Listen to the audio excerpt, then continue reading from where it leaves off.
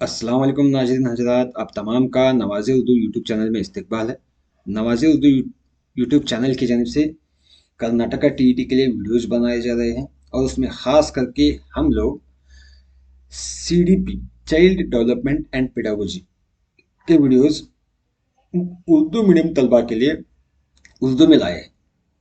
तो ये वीडियो हमारा सेकेंड यूनिट का वीडियो है, दूसरा यूनिट चल रहा है हमारा। और हम क्या है, वीडियोज़ को रिकॉर्ड करके आपको सेंड कर देंगे।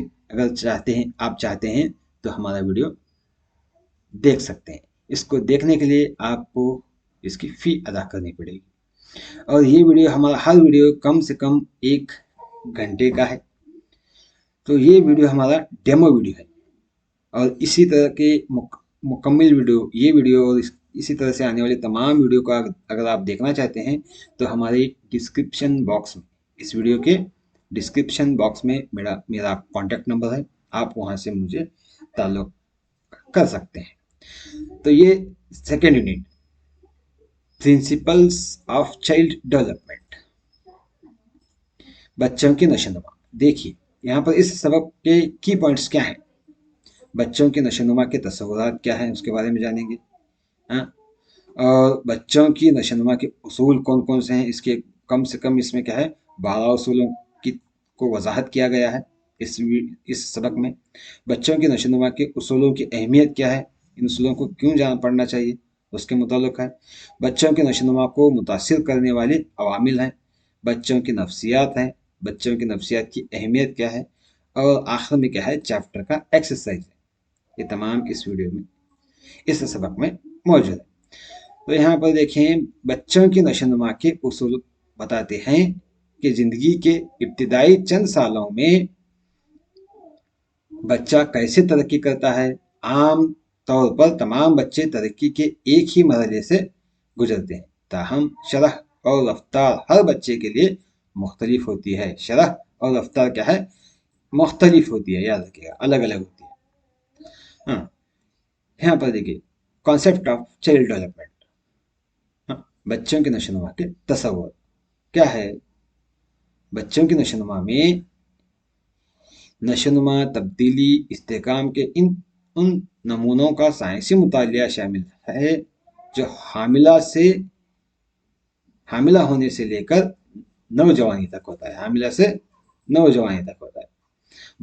ये बच्चा क्या है, इसके बहुत से तस्वुरात हैं, उनमें से कुछ झील में दिए गए हैं। यहाँ पर एक तस्वुर दिखेगा, एक बच्चा मुनफर्द होता है, यानी एक खास बच्चा मुनफर्द होता है क्योंकि कोई दो बच्चे बिल्कुल एक जैसे नहीं होते, अगर चाहे वो जुड़वा ही क्यों ना हो। जुड़वा ट्विंस बच्चे जो कहते हैं, अगर जुड़वा बच्चे भी हों तो उनकी जिस्मानी खसूसियात एक जैसी नहीं होती, लेकिन वो नशोनुमा, खसूसियात और शख्सियत और रवैये वगैरह के लिहाज से भी मुख्तलिफ होते हैं, अलग अलग होते हैं। जुड़वा बच्चों की आप देख सकते हैं, अगर वो जुड़ा है तो उनमें से एक कमज़ोर होगा, थोड़ा एक मजबूत होगा, जहनी तौर पर हो या जिस्मानी तौर पर हो। और उनकी शक्ल और सूरत मिलती जुलती होने के बावजूद भी उनके अंदर बहुत सारे खसूसियात में तब्दीली आएगी, यानी इख्तिलाफात आएंगे। और इसी तरह हम देखेंगे नशोनुमा एक पैटर्न या तरतीब के मुताबिक होती है। हाँ, पैटर्न, यहाँ पर क्या है, सर से पैर तक उसकी बढ़ोतरी रहती है, सर से पैर तक।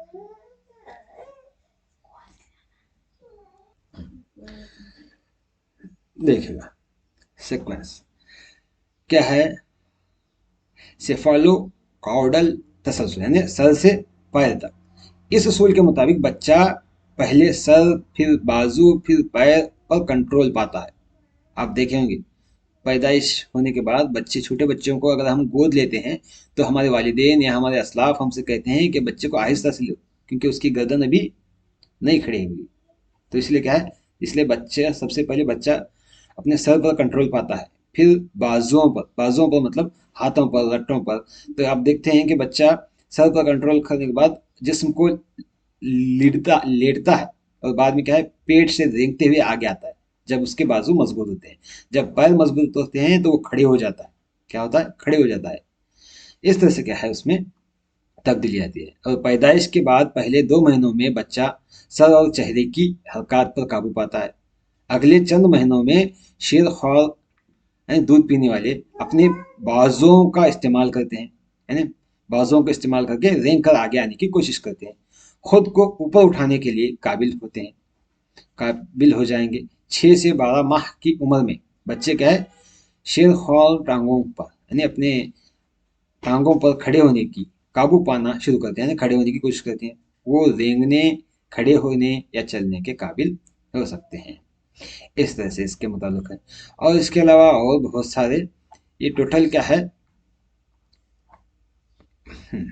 12 خصوصیاتوں کو اس ویڈیو میں بتایا گیا ہے۔